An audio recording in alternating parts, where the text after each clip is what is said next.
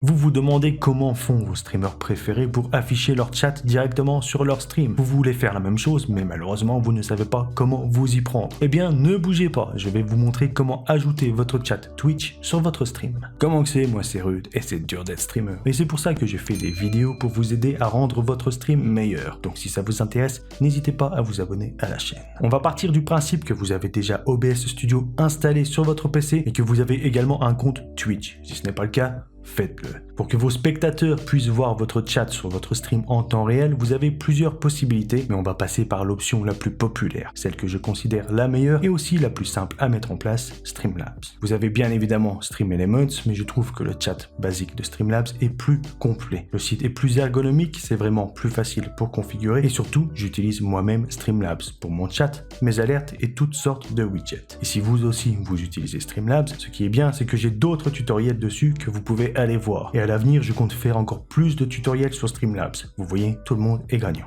Bref, vous l'avez compris, vous allez sur streamlabs.com, vous allez sur connexion, vous vous connectez avec votre compte Twitch, vous autorisez tout ça, et vous devriez vous retrouver sur une page qui ressemble à ceci. Pour mettre le site en français, vous cliquez sur la petite flèche à côté de votre image de profil et vous changez la langue ici. À partir de là, vous allez sur votre gauche et vous sélectionnez la catégorie tous les modules. Et c'est sur cette page que vous pouvez ajouter tout un tas de widgets pour rendre votre stream plus interactif. La liste est vraiment longue. Comme ma bouche, je ne vais pas vous présenter les différents widgets, ce n'est pas le thème de ce tutoriel, mais si vous, dans votre coin, vous voulez jeter un œil, allez-y, il y a des modules vraiment pas mal. Vous pouvez maintenant choisir le widget Chatbox. C'est ici que vous allez pouvoir modifier et embellir votre chat. Le petit tip à ne pas oublier, lorsque vous faites des modifications, vous devez à chaque fois enregistrer les paramètres en bas de page pour que les changements prennent effet. Vous avez la possibilité de choisir entre 5 thèmes pour votre chat. Clean, Boxed, Twitch, Old School et Chunky. En haut de page, vous avez d'autres thèmes visuels pour votre chat, alerte et overlay, mais c'est pour ceux qui sont abonnés à Streamlabs Prime.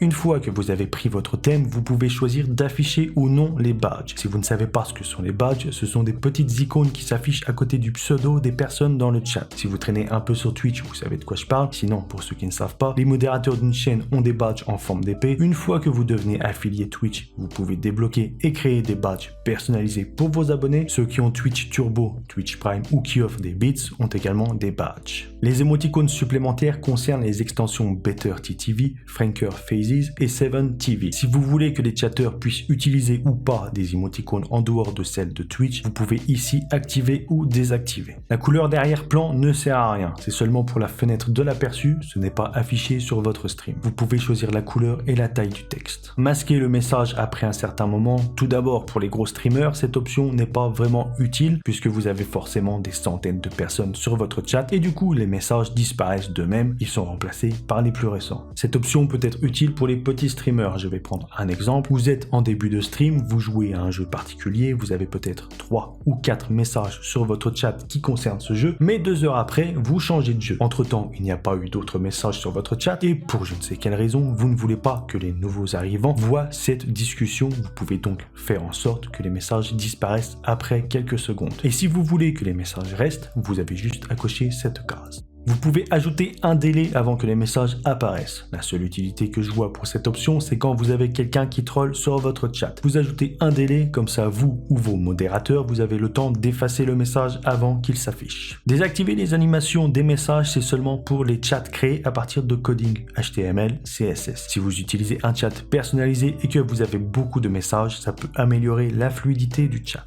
Vous pouvez masquer les bots et les commandes. J'en vois pas trop l'utilité. Si vous avez des commandes, c'est justement pour que les spectateurs voient ces commandes dans le chat et qu'ils puissent eux aussi les utiliser. Donc les masquer, c'est un peu contradictoire. Vous pouvez masquer les chatteurs. Si vous avez des personnes que vous ne voulez plus qui apparaissent sur votre chat, vous avez juste à ajouter leur pseudo dans cette case. C'est possible aussi de mettre des mots interdits, utiles surtout pour les insultes. N-word, B-word, S-word, Z-word, Y-word, tout l'alphabet en fait. Et la dernière option, c'est pour ceux qui s'y connaissent en coding et qui veulent un chat 100% à leur image, avec des polices différentes, des visuels, des animations d'un autre niveau.